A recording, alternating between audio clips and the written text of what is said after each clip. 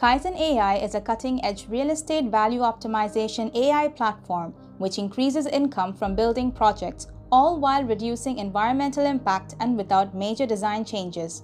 What's even more remarkable is with the company's success fee-based model. It charges developers only based on tangible profitability increased. It is entering the lucrative GCC real estate market at a time when planned and under construction projects value stands at an estimated $1.36 trillion. The UAE accounts for 21.6% or $293 billion of the total real estate project value.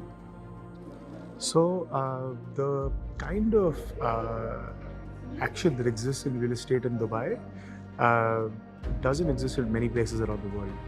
So it's a very fertile ground for us to be able to really amplify what we've been able to do.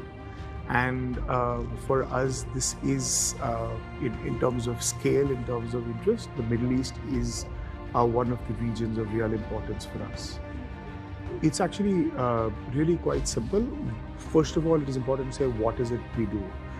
What we're looking to do here is that this is a pure play optimization where the intent is how do we reduce areas of wastage.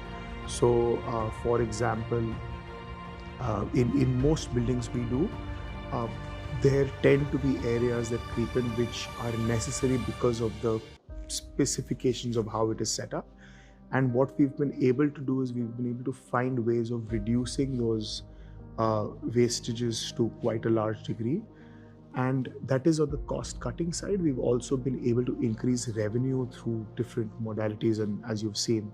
And so there's an advantage where we're looking at profitability as holistically, where we're saying that how do we increase revenue, how do we reduce cost, and how do we do this in a way that brings real value from a financial as well as an environmental perspective.